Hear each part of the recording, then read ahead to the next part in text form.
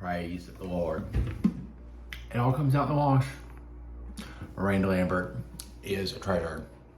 She really is. For me, she is someone that was very popular in the old world, East Coast, where my family is. I lived for 33 years. And the new world here in Denver loves her too.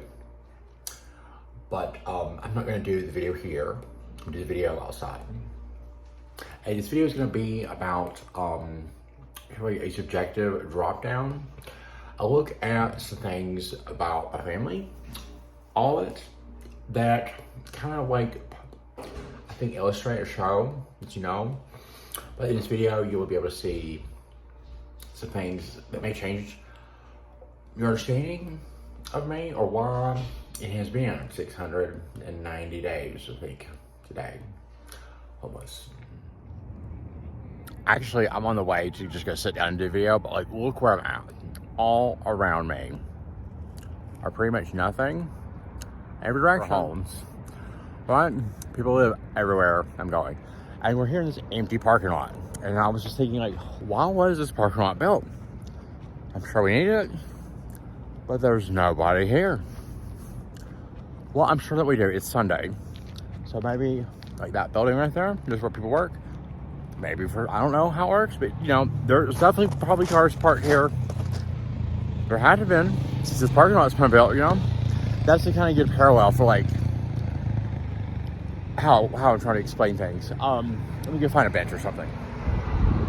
Okay, I found my place to do the video. This is very exciting for me because it's like very symbolic and metaphorical. But let's take a look at where it is, okay? Look at this place. It's definitely a stadium, sports stadium. What kind of sport is played here? Can you tell? Like, is it football? Well, there's not like a really designated, marked line perimeter around the field. And it could be soccer. We just really don't know. If you live in Denver, you probably be like, I know this place and I know what sport it is. But most people in the world are like, you know, that's kind of peculiar. We do not know. I know that there's a green sign over there. You may not be able to see it. It says Gilbert. And I live in Gilbert, West Virginia. I know that sign does not mean Gilbert, West Virginia. Let's take another look up here. I just love how this place fits really well with the whole tone and mood of this video. Of like, you probably don't know every member of my family, or you know, you might be watching the video for the first time, and I'm trying to make this video like for everyone, for all time. And if you have no prior knowledge of the family, that kind of, and really kind of keep my emotions out of it and try to be as subjective and just say like, this is why things are the way they are. Here's another field, very, very similar. It just doesn't have, it's like a practice field. There's no seating, but like, what kind of sport could be played here? I mean, it could be rugby. It's definitely, you know, it's not tennis, but like what exactly it is, we don't know. And it's probably multi-purpose. I think I'm gonna do a video somewhere around a bench right here. All right, we're gonna do the video right here, as long as I can stand it. When you are looking at the sun like this, it is a skill I learned, as we call it, a skill from when I was on the swim team in Mount Airy, North Carolina, my hometown, America's #1. That is where Mrs. Woltz, the most affluent woman in Mount Airy, wanted to make sure that the swim team picture of the group shot of like 100 of us was really good.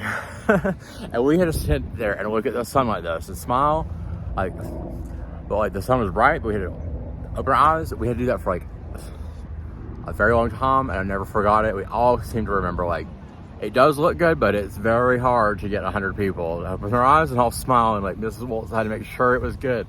So I think of her, and I love that moment. Okay, so let's get into like, I think most people can't imagine being homeless. And I do know a couple things right away, even before I went homeless, like being from a divorced family and being gay. Already, like in high school, put me at like, most people cannot imagine the isolation and how strong you have to be to survive through that.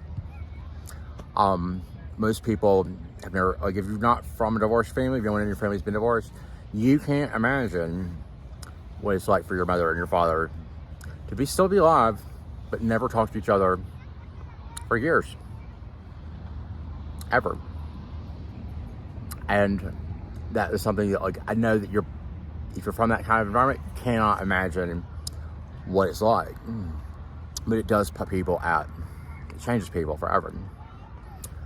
People have to get through it.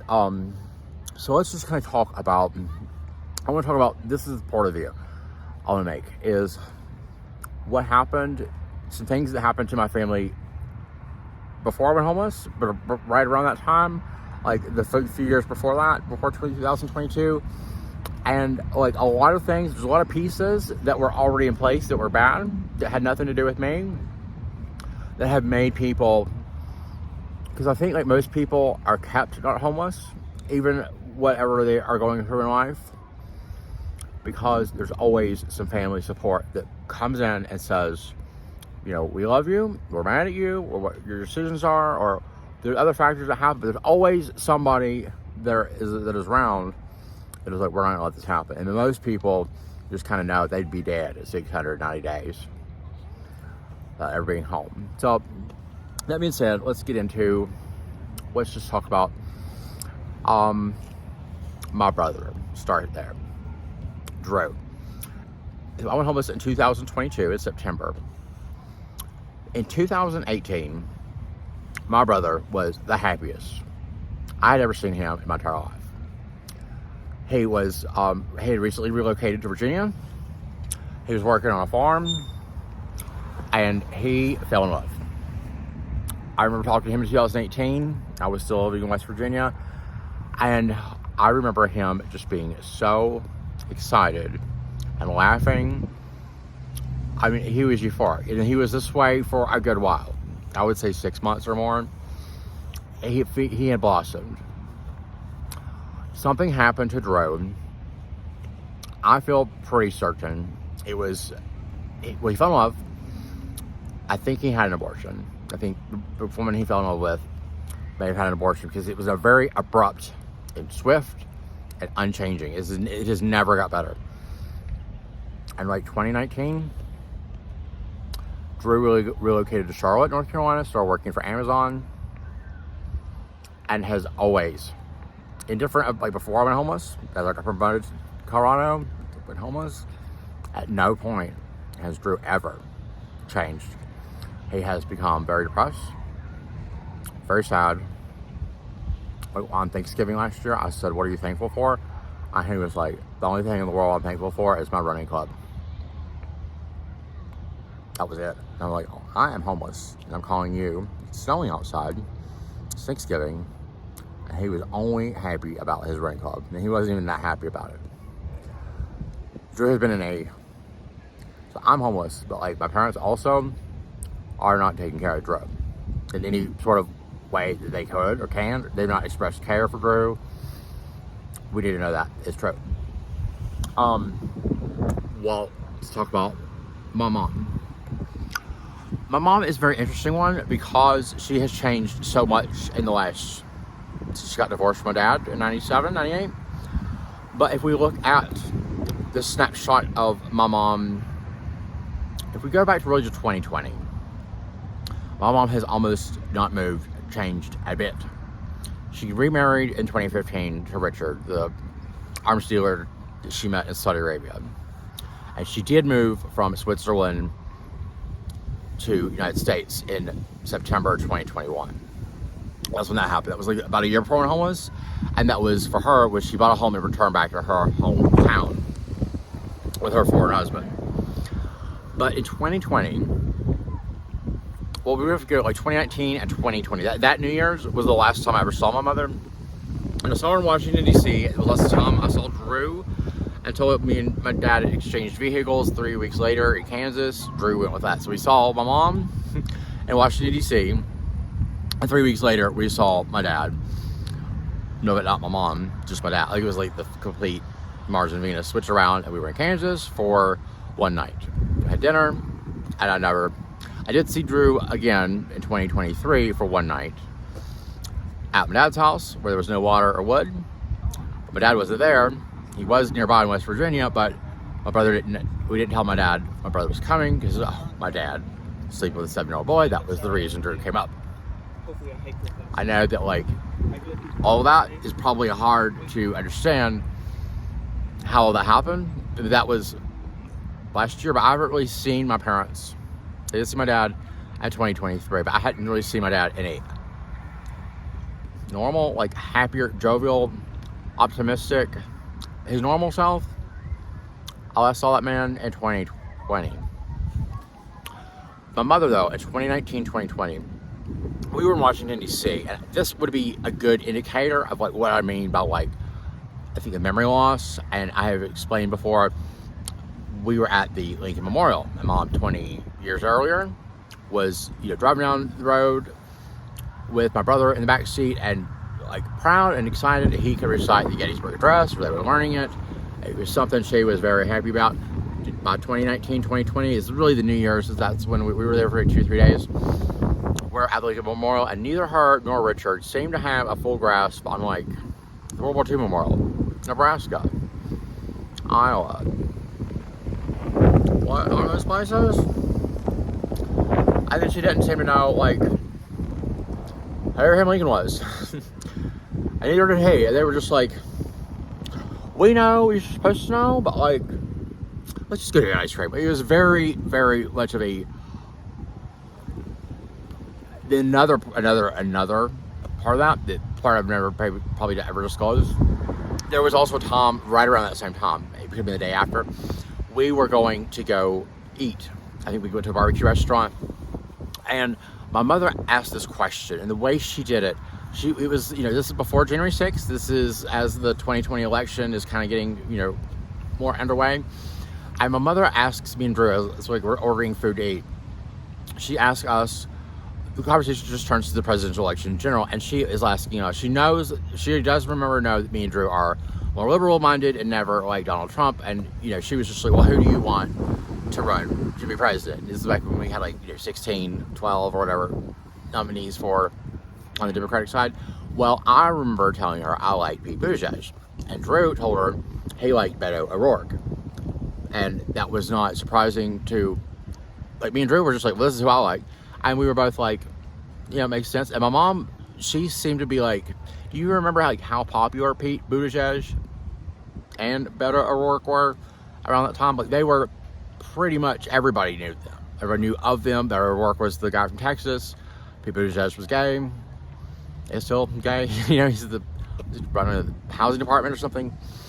But my mother, I remember having this response of like, I just like to know. She smiled. She didn't have any thoughts of her own, or we need to have Donald Trump as president. The conversation never went there. The conversation went to a very tender look in her eye with just, I like to know what you guys are thinking. As in, I can't think anymore. And I don't know who these people are. I've heard the names, but I don't have the ability to know who Pete Buttigieg and Beto O'Rourke are like I used to. Because this crazy Saudi Arabian arms dealer. And I did something to where my mom was kind of aware that she was in a bad spot, but she was also like, it's too late and there's nothing I can do. And that was kind of the way that trip was. It was just kind of like, my mom was trying her best. I almost felt like it was like she was kind of letting us know, I ain't never gonna come back. Last time I really ever saw my mother, it was like, I had to get up at 3:30 in the morning that day, and I had to get an Uber. I was the first one to leave. Drew drove, I think, for Virginia, because he was still living there. They had came across the ocean on the Queen Elizabeth II and flown from New York City to Washington, D.C., I think. And my plane was going back to Denver first. So I got up, and my mom met me at the door of the Airbnb. And she gave me like the quickest hug, and then she just let go, and she was just like, all right, bye. It was like almost like I was like jumping out of an airplane and like on a parachute. It was like that kind of like, all right, fine. It was just like very, and I remember that crying about that in the Uber on the way back to the airport. That was very hard. But mom has been in this place. She did relocate, so you know, she acquired a home. I think maybe her brother David, she's living on the street that David used to live on and everything. I think that there has been some, okay, we're getting you situated from Switzerland to Florida. And I think it was almost kind of like a, Rita knows that she can't be all around the world, like on every single continent. She never went to Asia or Antarctica. She went everywhere else. A lot. And I think like her positioning herself in Palatka in her hometown was just kind of like, I am at the very safest, most solid place I can think of to be. Or that anyone else who has anything to do with me, basically her brothers, maybe her sister. You know, and I think Richard probably also, back in 2015, there was probably already a plan at some point we're going to go to the United States. I think that's happened. That happened. My dad. So my mom has been, before I get to my dad, my mom has been very unchanging before I went homeless. April 2020 was the last time my mother was ever a person that was like in a happy, good mood, optimistic in any way. And that has never changed. And that was over 2 years before I ever went homeless. So I think we should just kind of like see that whether I ever went homeless, if I never went homeless, my mother is still likely to be in the place she's at, where it's very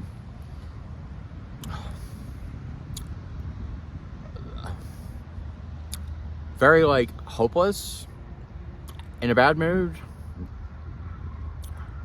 and lost. And just distantly, she could not tell me the other day on the phone, we did talk, she could not tell me herself if her husband Richard was alive. That's what I mean. She can't even tell me. She won't even answer the question.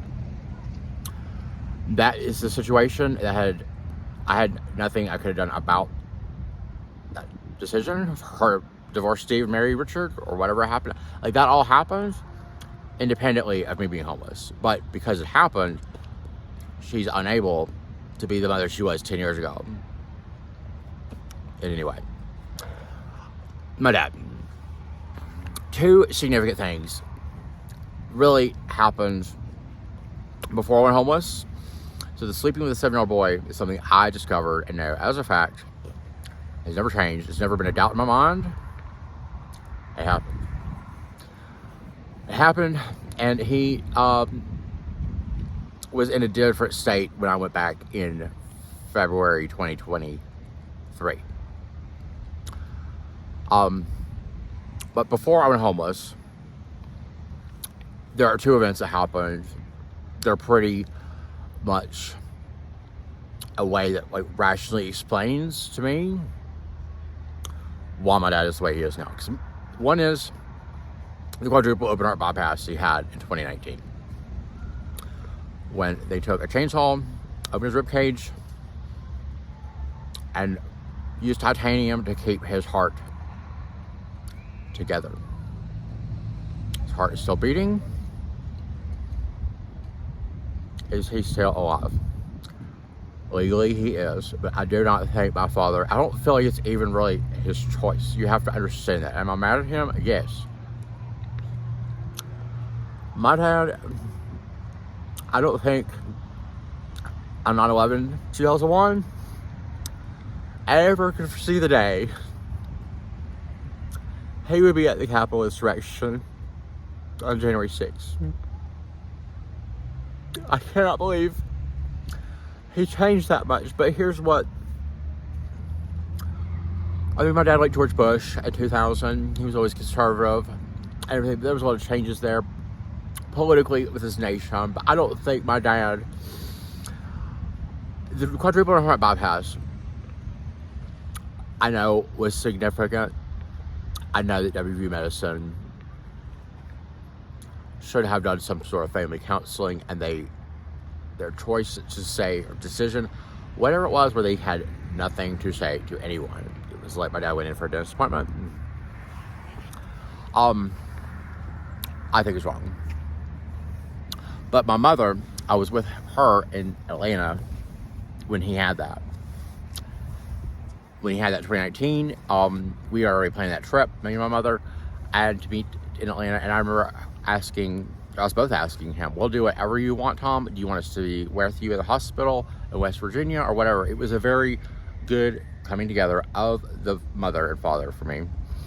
And mother was already married to Richard. I think Richard was in Switzerland at this time. But mother had, I think, flown independently, I think. Maybe Richard stayed in Florida. We were definitely in Atlanta, me and her alone. And I remember her very specifically saying on the night before the surgery, hey, will never be the same again.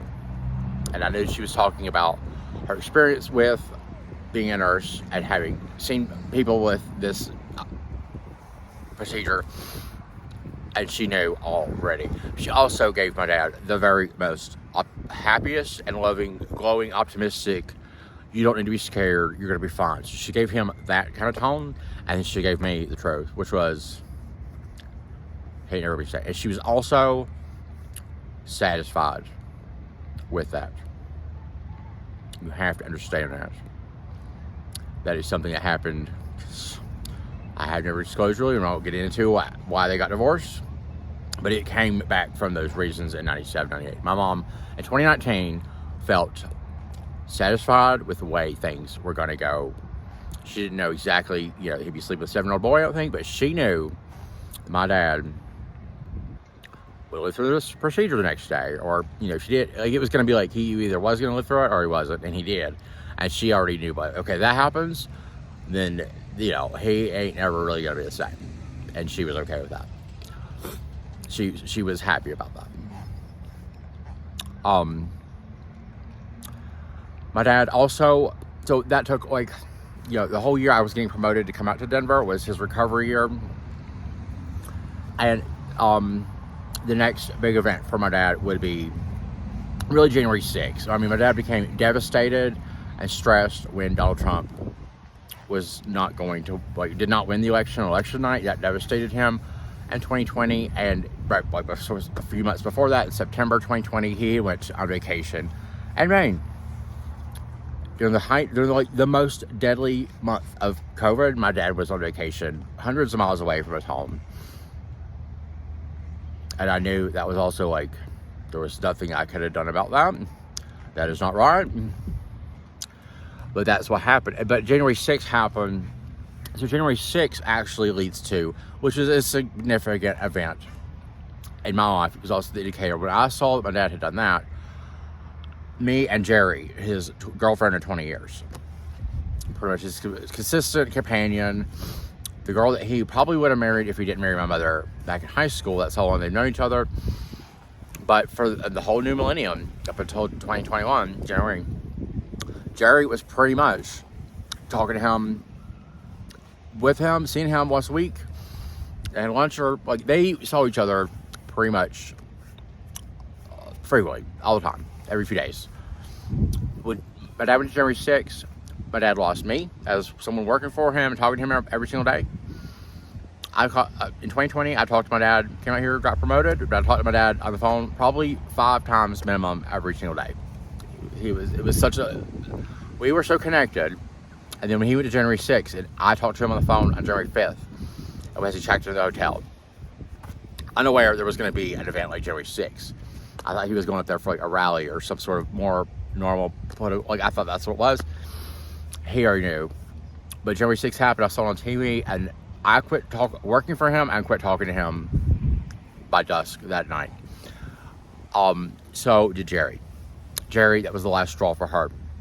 And Jerry left. She broke up with him and has never had anything else to do with him. What you need to understand about that is Jerry provided a very stable, consistent, moral grounding and stability for the family. That she was the local force, the biggest influence in my dad's life, separate from me and Drew probably at the time, or for most of life. And they were never going to be it was going to be a full-blown marriage, and then we were going to have kids. And, you know, this was more of the afterburn, long-term, enduring relationship. Kind of like how my grandfather Clifford and the wife he had after Evelyn was. It was kind of like that more grounded thing. But she, for January 6th, it was also the writing on the wall for her of like, I can't be a part of Tom Acosta anymore. And he, just know, if you don't know, my dad had already in 2019 was awarded a contract late 2018 to do the mural for Rainelle, West Virginia. A mural supposed to honor all U.S. veterans of the Vietnam War. He was paid over $20,000.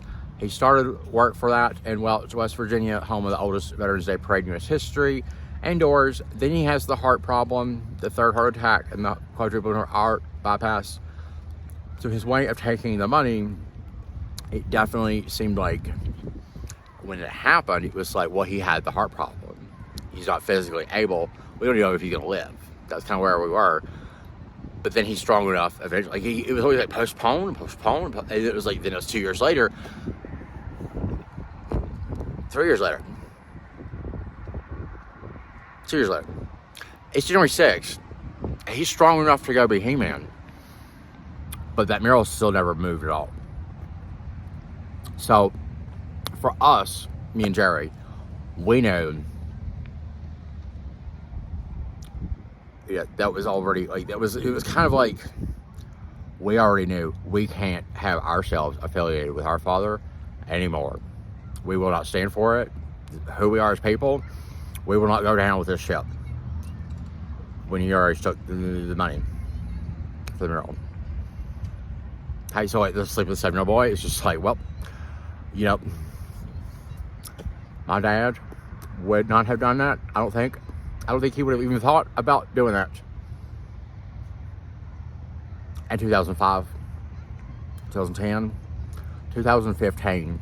And 2015 was when my mother was getting divorced and remarried again in Saudi Arabia. Basically, she's getting divorced like on a Tuesday. And then like by the following Monday, she was like, gotta get married in America right now. It's kind of how it was. My dad, I remember it was like May of 2015, and he was just like, I can't believe this. We're gonna pray about it. And we did. We prayed, me and my dad in 2015. We're praying for my mother. And Richard's kids, who I still have never been able to talk to, they live in 2 separate continents, not North America. One lives in South America, one lives in Europe. And that was the information I had. And it's never changed. My dad was so, like, aware how messed up that was in 2015. And here in 2020, go back last year, 2023, he's sleeping with a 7-year-old boy. He shut down completely. He used to talk to, my dad was a very politically active man and very much the town's spokesperson with his art projects, decorating all of southern West Virginia. He was he gave inspiration and hope, joy, creativity, very colorful, animated. My dad became a recluse. Like Richard Simmons. I would say that my dad is not at all like Richard Simmons, but you know how like Richard Simmons used to be with like in the 80s and 90s with his DVDs and on TV. Okay? That kind of person. And then Richard Simmons of the last like 15 years before he died. Like we never saw him ever. Right? That is how much of a change my dad had. Like that. Separate from me going homeless. Okay? Other things in the family. I spent a long time on Nuclear 3. Just wanted to try to make the rest a little bit quicker. Let's go through my aunts and uncles. We'll do my mom's side first. Uncle Bob is her oldest uncle, or my oldest uncle, her oldest brother. He died in 96. He has 4 children, 3 children from his, I think, only marriage. And this is so old information for us, and it has never really changed. The only thing that changed at all with Bob, which I met one time when I was 4, don't really remember it, but there's a picture. Uncle Bob in 2005, 2005, I think. Granny was at our house dying of cancer, and that's when we found out about Shay. Shay is the child that my Uncle Bob fathered, I think she is our oldest grandchild, my oldest first cousin, but she was before Josh, who was always recognized as the first grandchild of my grandmother, Evelyn. But she is mixed. She's white and black, and I very much care and always have about Shay. That's been the only movement. We have never had any interaction, communication. I did have a Facebook friend request approved by Josh in 2024, and I messaged him a lot, and I was really hoping that Josh would have been kind of like, oh, thank God you're here. It's almost like a Star Trek. We have went to a new galaxy, and maybe, because I'm finally communicating or had a friend request accepted, I was hopeful Josh was going to be like, yes, I'm part of the family. I'm glad that you reached out to me and has offered you're homeless, and he never did. He accepted a friend request, but he actually said nothing. There has been no ever help from the firstborn son of my mother's family, and he died in 96. They are unchanging, and it's like an iron curtain. They've been cut off from the family since pretty much the time I was born. Uncle Dave. Uncle Dave would be the wealthiest family member I have, and the one who stole his siblings' birthright in the 70s. Every single bit of everything Clifford Eugene Blevins, my grandfather, had built and acquired as a small business owner in Florida. My Uncle Dave swallowed all of it, and that's how he has amassed this real estate empire. He still has a small business, but Uncle Dave, before I went homeless, I did see that my dad would Jerry Sticks. My mother has become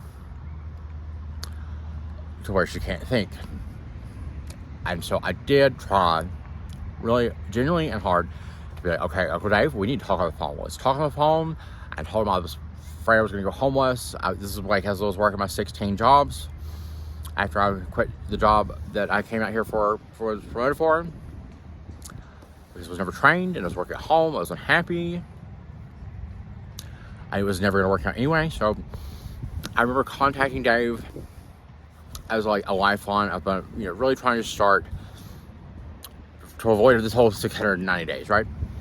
And he was actually going to his vacation home from Florida. He was driving to Alabama, and I told him I was afraid I was going to go homeless, and his response was, try harder.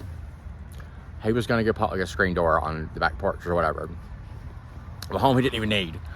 Those were the conditions. That is where Uncle Dave is. Another thing that happened before I went homeless, Andy, my closest, one I feel closest to, probably closer to than I do my brother. I haven't seen in so long. Last time I saw Andy, I was 28. I'm 37.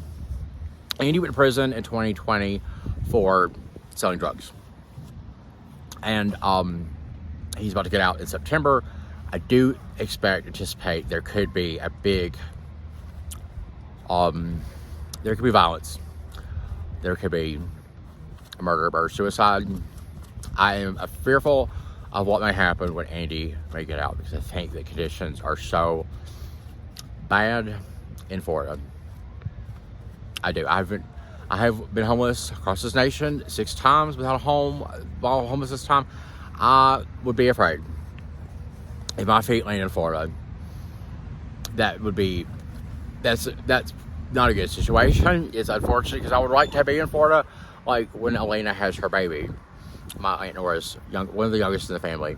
She's pregnant right now. I would love for that to be an indicator or mark of a new chapter, the birth of this baby. Ben Blevins, my Uncle Dave's youngest son, had a baby recently, and it is, for me, just as a family leader, it's okay, when that baby was born, this is where we were at, And Crystal, Dave's wife, I have actually called her yesterday, left a voicemail, and I was like, why don't you come up here? I'm going to be next called for housing. Why don't you just come and help make sure I have a safe place to be until that day? Just come out to a barbecue restaurant. Just come up here, fly up here to Florida. Take me out to eat and get me an extended stay in America for a month. and they will not do it. I mean, it's been over 24 hours. She's not called me back. I don't think she is likely to call me back. This is something that they could do. It could be done in 48 hours from now. It could be, it's like, it would be that easy for them to just be like, oh, here's how we're going to care. Now, because you have to understand the 16 times greater likelihood of death for me is not over until I'm not homeless anymore. It's been a hard weekend. I was able to get in the homeless shelter on Friday afternoon in the permanent bed after they said the day before they'd come back tomorrow and you definitely can. That was something that happened to me this weekend where I had to survive this weekend. It's been very hot. And, you know, it's just 100% of the power of the family, which is me here in Denver, has got to survive with nothing except what I can, you know, survive on with the relationships I can make with friends and the generosity of them. You know, that's really what it is.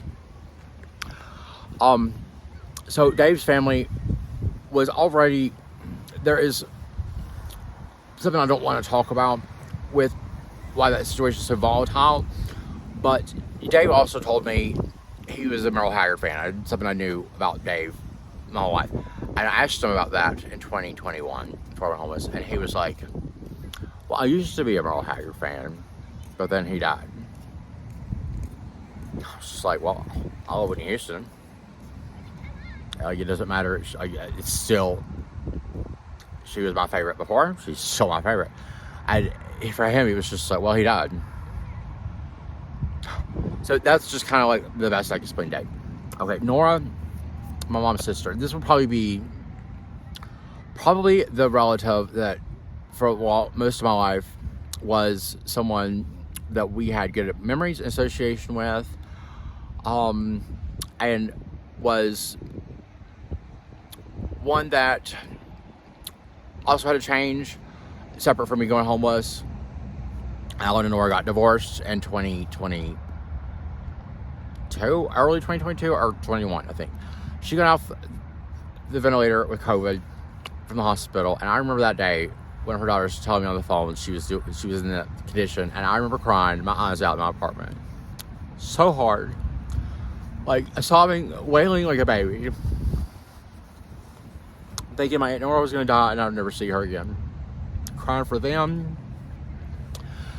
But Nora got out of the hospital, and when she went back home, her belongings, her personal belongings that were hers, were on the porch. The door was locked. There was another woman in there, and Alan was like, you're getting divorced. It's over. So it was very, very hard, I'm sure. One of the hardest thing Nora's ever been through, I don't know, but like that was pretty damn hard, I'm sure. It's not right for Alan to do that way. But trying to make this very brief, I will say that I don't think it came as a shock that Alan and Nora got divorced in general. They were unhappy, I think, my entire life. So I think that was almost something that like I could see it happening. Like if you had told me in 2018, what are the chances you think Nora and Alan will be together in 5 years? I think I could just said, I could see it ending. I think that's probably the best way I could say that. So, you know, that also happened right before I went homeless. Another thing, let's talk about John and Emily. Uncle John. Very similar to Uncle Angelo, where they are the youngest brother, about similar in age, almost young enough to be like my brother, but they're my uncle. They're like maybe 7 or 9 years, somewhere in that. Like they're about that much older than me. John remarried Emily. He was married to Shannon, but in like 98, 99, got divorced and remarried to Emily. And Granny never liked Emily, and Emily's been more of the one that wears pants in that relationship, and there's been no movement. All I can tell you about John and Emily is I called them last summer when I needed just like everything I need now. A safe, consistent place to go, a hotel room for a month. And they were boarding the airplane from Florida and going to Alaska to go hunting. And we're like, we can't be bothered. So I would say it was an act of desperation not even trying with him. You have to believe in something before it can happen. So I had to believe maybe John is a place where he will want to help. He was able to help. He went on vacation to Alaska. He flew right over Denver. Like, that's literally how that was. Dad's family. Oh, one more thing about Mom's family. This would probably be independent of this video. It's something as family leader, I'm ready to say. I'm ready to make this announcement and like as family leader and be like, this is also something separate from me being homeless. That is also something, this is like when the United States redesignated the capital of Israel from Tel Aviv to Jerusalem. It's like that kind of big of a deal. I'm ready to just say it again right now. I said it yesterday, and I can't do it like formally in some sort of like Queen of England kind of like, you know, we're gonna have a parade in London and like make this a big holiday, because it needs to be kind of like that. We have Uncle Dallas. Clifford Blevins, I believe I have enough information to say with like, this hasn't changed. It's been this way for like 60 years, 50 years, somewhere in there. Clifford Blevins. I'm ready to say his family leader. Clifford Blevins, my grandfather, raped my grandmother Evelyn's sister Gertrude a long time ago. There was a baby. It became Dallas. Granny raised Dallas. Dallas became a truck driver. Dallas has probably felt unloved all of the time. Dallas, as your family leader, you are loved. This nation loves you, and it always has. You are a truck driver, or you are. You delivered America to America. I believe you were gay. That is certainly what I have always heard. I have seen you for 20 seconds one time at a funeral. You are loved like you have never been loved before. By me and everyone in the family who I say should love you like an uncle, because you are our uncle. Your mother and her bravery was exuded to me and through like spiritual realms at the mall yesterday. Like, of those sun windows at the sitting area, I just felt her coming down like hotter than Britney Spears. Her strength and Bill, and I don't know what it was like for you and the whole story, but I am ready to say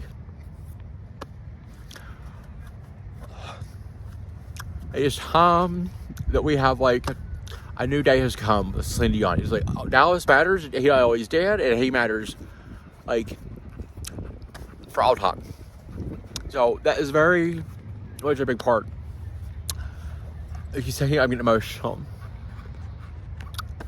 I don't know how to make that more known or official, or like, it's like George Bush. This will not stand. This will not stand of us like ever pretending or never really acknowledging or like having some sort of like, you know,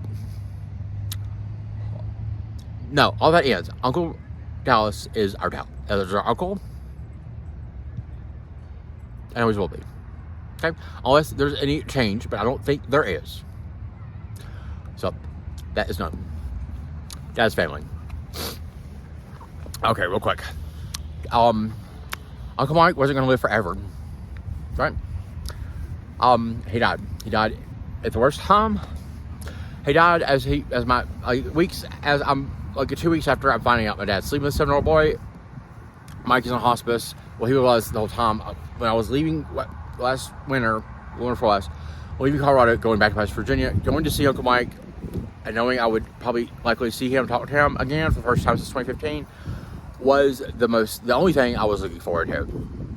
Never did get to see him, and when he passed, I do believe he was wanting to talk to me on the phone at the cabin when I was out with my dad. Uncle Mike was on the phone with him a couple of times, and it was like, at the very, I was standing right near my dad, and I could hear Uncle Mike being like, I need to talk to Nathan. Like wanting to talk to me so bad. And my dad was like, no. So, it was just kind of like, I don't know how to explain it anymore now. Uncle Mike definitely wanted to talk to me, to be like, I'm going out, Nate, but like, here's the addresses and phone numbers. Here's like the specific information. They're like, the shit you need to know about this kid, so you can go do what's right. It was like Mike's dying breath was like that. So Uncle Mike passed, and I never got to go to the funeral because the awful situation with my dad. He had abandoned me at the cabin. I was in the hospital trying to get my the reason I went to the hospital was to get out of the county. I had never been able to get out of the county by any other means. It was a measure of last resort. So I was in the hospital, and I know that being in the hospital would get me a medical transport to Charleston, West Virginia, which was where I was going to be resettling and, you know, building my life back together. Original plan then, before I got kidnapped, was I was going to be back where I used to live in 2015, 2016 in Charleston, kind of nursery city. I was going to become a USPS postman, get a government job, and in like within a year, or as quickly as I could, come back to Denver and try to sweep that man of my dreams off my feet. That was the goal. Then I got kidnapped. Then it was like, okay, I've got to go back to Denver. It's like it continued to crisis mode, and that's what happened. But Uncle Mike passed. And Teresa and I have had very little contact, but I do believe she's just coming out to be very forever beautiful in the wake of knowledge I already had about Nora and her sleepover with Michael. It happened a long time ago, but absolutely did happen. Michael, of course, is painted in a portrait that has been on free loan to Senator Joe Manchin of the United States Senate from West Virginia since 2017. Wrapping all that knowledge up. Maddie, not surprised. Maddie, changes with her that had happened a long time ago. In 2006, Uncle Sam died. We lost the leader of the family who presided as leader when my parents got divorced. America's Best Family, version 1.0, divorced itself with the chief politician of America's #1 TV hometown, Sarah Stevens, being the divorce attorney. Uncle Sam died in 2006. Not long after that, Maddie had no more money. She never worked. She lost her home. She's been renting a home since 2006. And Maddie's focus has really been her own children. And this is a pattern I think my mother would say 10 years ago. Maddie has already failed all of her nieces and nephews in demonstrating any care about them at all or ever. There was no change with Maddie. So Maddie was never really anticipated to be significantly a big wave of influence or help, even though she is the one that is best friends with the divorce attorney and politically active and probably the most capable member besides Tom Acosta of my dad's side. Her sister Donna, she washes dishes and eats snacks in a trailer. And Uncle Tam was never an ally in or way, no change. No change there. Angela, same thing. No change with him. Very much Uncle John, just divorced, stays away from his own children. Survivor of diabetes and obesity. There's been no movement. That relationship had never got. It was that way forever. So, Aunt Jenny, my dad's oldest sister, half sister, who is disabled, I think maybe mentally challenged, and does have a son named Gary. Gary and I love each other very much. We've always had a good rapport. It's been a distant relationship. Gary's probably under some challenges himself. I believe he's in Florida now. But Jenny, I will never stop loving her. I don't think that she will ever stop loving me. She's alive. I don't know.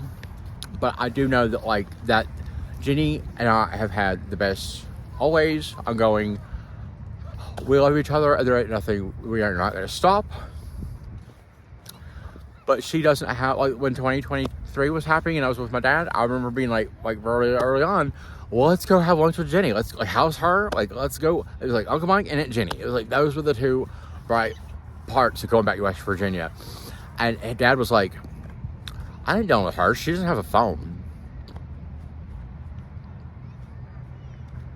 Right?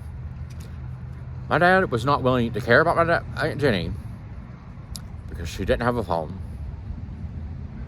I was homeless. Coming back to Denver Rescue. And my dad was like, we do not have to care about Aunt Jenny because she doesn't have a phone. That's how the family was.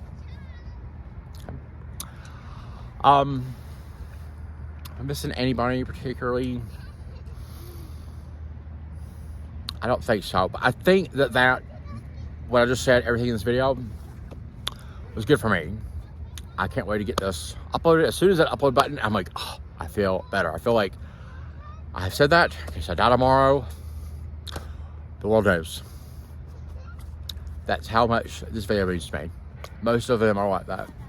I did a video yesterday. I think this video is probably likely to get like a teaser and then a continuation on Facebook, because when I upload it to the people who know me, the 800 people who know me, such a class indifferent and special, but like so judgmental. The Facebook group is the 800, right? It's 700 club, and then we have 7 billion people. It's just so, I've always known.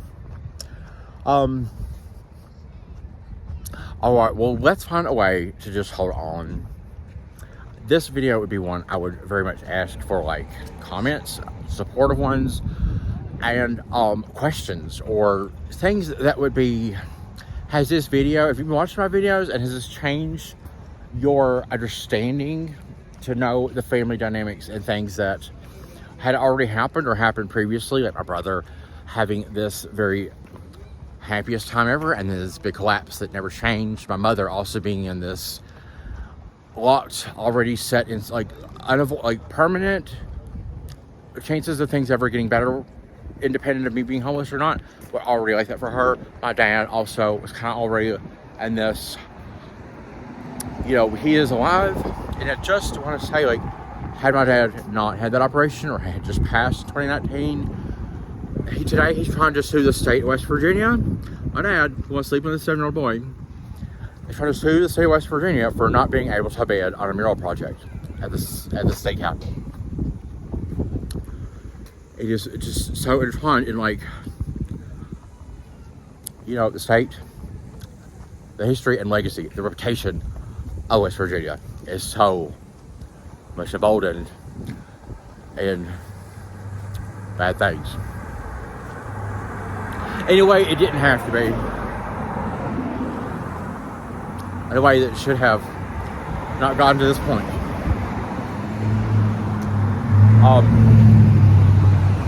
We're gonna have to find a way to just hold on. I don't know. Everything. Our faith, freedom, our family, whoever that is. I will say this about the family here in Denver, the gay men. When I look at, like, the man of my dreams and that whole thing, it is, I don't know everything, but it is almost kind of like a, what I want to say here is, he had already been homeless for 1,200 days on the day I met him. And, you know, we are able to, not homeless passable, we're able to function so well that we never actually qualify for any of the things we ever end up in jail. We don't do anything wrong. How about that? We don't end up in any sort of, like, you know, place for mentally challenged people. Or when we go to the hospital, when I go to the hospital, they're like, last time I went to the hospital, which was in San Francisco, they were just like, you need to sleep. There is, the only emergency is you cannot be in the homeless shelter where there's too much chaos and your phone charger is getting stolen and you have no ability to actually let your heart rest. You just need to sleep. They were diagnosed, and that's what they did. They were just like, here's you a sandwich, we're gonna put you in this room. And, you know, I think they had seen it before from that homeless shelter. They were just like, there is no emergency. We're at the hospital. Yeah, we do. And they did. The boomers at the California emergency room, they were like, oh, you guys homeless? Okay, that's definitely, we understand that is like, that is a taxing, that is something that we cannot fix at the hospital, but we understand. We know. That is something that ain't going to get, like, we can't fix it. He ain't here. Neither is kid. We're California. That's West Virginia. We are doctors in emergency room. They had a very, very adherent and, like, wonderful glow about, we recognize that as a problem. However, we can't fix it, and you know that. And that was something that's made. But there was nothing that they could do. That's just kind of how it is. Okay? We function so well in every town. So we blend in so well. And that's how it feels. You perform too well. Beyond when everyone else says they could die, you're still going on. That's what it is. So I want to say, like, I can understand, take out me and him, the people, and just put in the dynamics of that's kind of how the caliber of like what we had already been through with being gay and from divorced families out there had already solidified us in this kind of like lone warrior, nobody knows it but me kind of way. And I think that also is what, for me, on my end, definitely had I can't stop, I won't stop. And I'm still at that part of like, well, he's still number one. I'm not pursuing him or talking to him, but like, that ain't gonna change tomorrow, you know? Let's find a way to just hold on to another YouTube video. Watch one of them, send it to a friend. Things like this can help in big ways. If you can help, please do. Oh, I want to say this. One more thing that I think would be good for this video. I remember back when I went to San Francisco and trying to have this at least this conversation with myself and, you know, kind of pass this on to what made my dreams, right? I was like, you know, we have to start thinking about like, you know, we want to be together or whatever, but maybe we need to think about maybe we are the very best. We need to be together. It's almost turned into, here's the situation. We're no longer talking. I am letting him live his life. He told that other man he was still getting mail out, and I found out that he was still getting mail. I let the other man know I exist, and, you know, I have his clothes. And did you know about that? He was like, no. Well, he just kind of ended up where I had a pair of his socks, the other man's. It just ended up that way. It's kind of like the family that you need. He just doesn't have a choice. Like, still never met him, but how I got his socks, a friend came over to where I was staying at the hotel. Well, he actually had a pair.